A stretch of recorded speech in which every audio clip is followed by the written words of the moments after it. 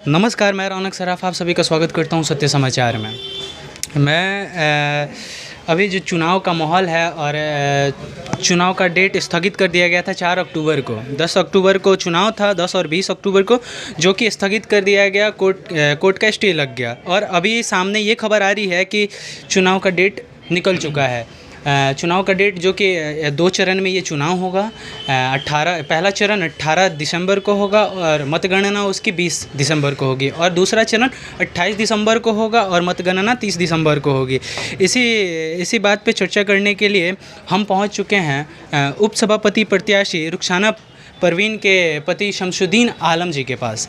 आइए इनसे बात करते हैं और जानते हैं कि क्या खुशी है। और इसकी तो काफ़ी दिनों से इंतज़ार हो रही थी कि न्यायालय कब इसका डेट निकाले। आपको जानकारी, बिहार राज्य निर्वाचन आयोग ने 224 प्रदेश में 224 नगर पालिकाओं का डेट निकाल दिया है कि हाँ, उनका चुनाव कब होगा। क्या कहेंगे सर? स्वागत है आपको मेरे चैनल सत्य समाचार में। बहुत बहुत धन्यवाद कि हमें उस लायक आपने समझा। जी, स्वागत है। आपके चैनल के माध्यम से तमाम नगरवासियों को फिर से प्रणाम, सलाम, आदाब। और आगे भी हम ऐसे करते रहेंगे, ठीक है। और चुनाव तो आज है, कल चला जाएगा। हम यहाँ का बेटा हैं और बेटा बन के रहना चाहते हैं। चलिए, जैसे कि आपका कहना है कि हम यहाँ के नेता नहीं, रक्सौल के बेटा हैं, वैसे ही शमसुद्दीन जी, क्या खुशी है आपका चुनाव आ गया। क्या हमने ये भी देखा कि जब चुनाव स्थगित कर दिया गया, आप सब कोई बैठा था, लेकिन आप लगातार हर एक वार्ड में भ्रमण कर रहे थे। हर एक वार्ड में जा रहे थे, पता कर रहे थे वहाँ क्या समस्या है, वहाँ के लोगों से मिल रहे थे। तो क्या कहना चाहेंगे इसमें? वो तो मेरा कर्म है, ये तो राजनीति लोग कर रहे हैं। मैं तो शुरू से समाज सेवा किया हूँ, करता रहूँगा। कुछ दिनों के लिए चुनाव टला हुआ था, बेटा टला नहीं था। हम लोगों के बीच जाना, मिलना जो रेगुलर था, आज भी है, कल भी रहेगा।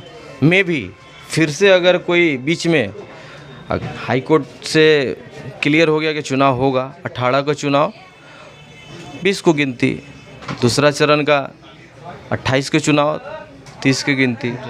अगर इस बीच में मैं भी, जैसे आपने देखा था हाई कोर्ट के आदेश आने पे स्थगित हो गई थी, अगर सुप्रीम कोर्ट अगर मामला जा रहा है, अगर वहाँ से भी कुछ हो रहा है होगा, लेकिन अपना काम करने का नेता मीन्स जब हम लड़ेंगे और जब मुझे जीत मिलेगी तभी हम नेता थोड़ी है।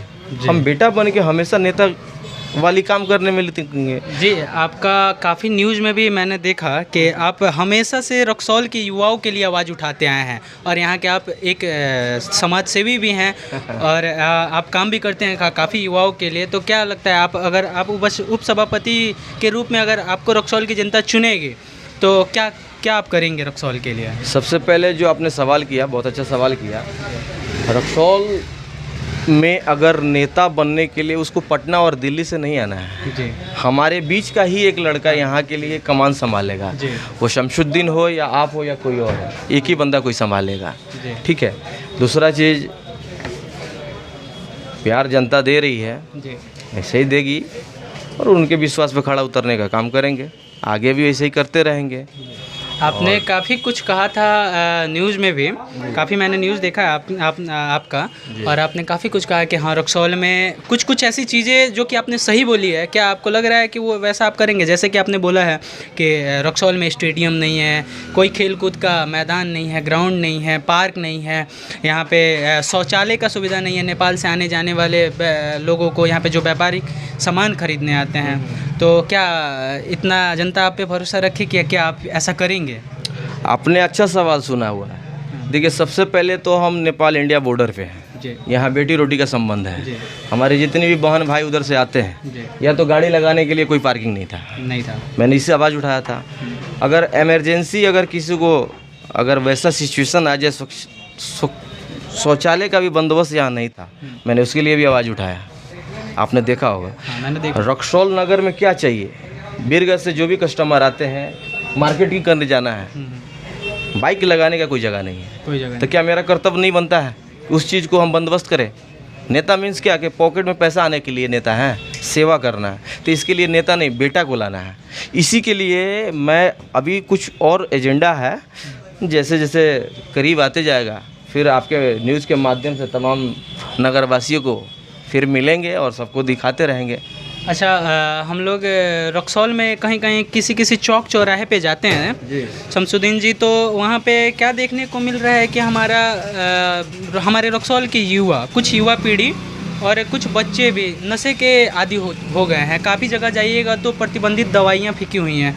तो इस बारे में आप क्या करेंगे, क्या कहना चाहेंगे?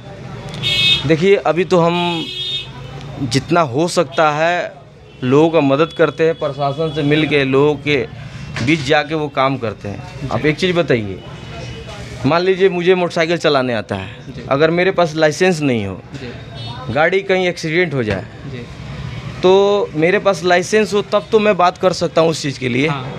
चुनाव आया है, आ रहा है, जनता के बीच जा रहे हैं, आ रहे हैं। अब जैसे आपके माध्यम से भी पता चला, तो ऐसा कुछ भी हो, इसके लिए आवाज़ उठाया जाएगा, इस मुद्दे को बात किया जाएगा। तो जो नगर पालिका के अंतर्गत जो भी हो समस्या, यूथ के लिए, यूथ मीन्स शमसुद्दीन आलम, यूथ के लिए मैं आवाज़ बन के आऊँगा और यूथ के लिए काम करूँगा, ये मेरा दावा है।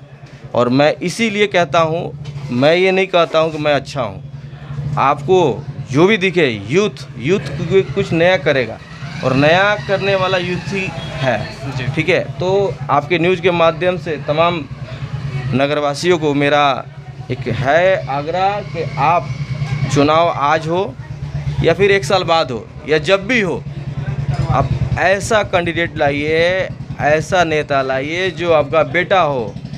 बेटा के साथ में रात के 12 बजे आप उससे मिलिए, अपना दुख दर्द बताइए और के दुख में खड़ा उतरने का काम करें। वैसा नेता को लाना है। ये नहीं कि वो, हम ये नहीं कहते हैं कि हम अच्छे हैं, हमें लाइए। आप देखिए आपके नज़र में कौन है, आपका बुरा वक्त में साथ देने वाला कौन है, आप उसे चुनिए। जात पात से उठ के थोड़ा सा आप अच्छे मिजाज से, अच्छे से देखकर, ये बीच में जो चुनाव टलने का मतलब ये रहा कि हमारे जनते लोगों के बीच में ये सब भी दिखने को मिले कि इतने दिनों में क्या होना था, क्या हुआ, सब दिख गया होगा। हम कल भी थे, आज भी, और चुनाव हो तो भी रहेंगे, नहीं हो तो भी हम जनता के बीच में रहेंगे। मतदान मत होती है, अपनी मत होती है, तो चुनाव ऐसे इंसान की करे जो कि आपके शहर को कहीं ना कहीं मतलब कि उस शहर को उज्जवल भविष्य के लिए काम करे, ठीक है। और जहाँ तक हमारी राय है, हमारे चैनल की राय है कि आप मतदान जो होता है, अपनी मत होती है, आप उस इंसान को चुनिए जो आपके लिए काम करे। ऐसा नहीं कि हाँ आप जाइएगा उस मुखिया के द्वार पे, उस चेयरमैन के द्वार पे, उस उपसभापति के द्वार पे, वो भगा देगा, चिन्हबे नहीं करेगा सब कि हाँ आप, मतलब कि आप ही की वजह से हम जीते हैं। तो शमसुद्दीन जी का ये कहना है कि हम उस तरीके के नेता नहीं हैं, बल्कि रक्सौल के बेटा हैं। तो उम्मीद यही है कि शमसुद्दीन जी ऐसा ही कुछ करें। और इसी के साथ बहुत बहुत धन्यवाद आपको जो इस लायक मुझे समय। शुक्रिया सर।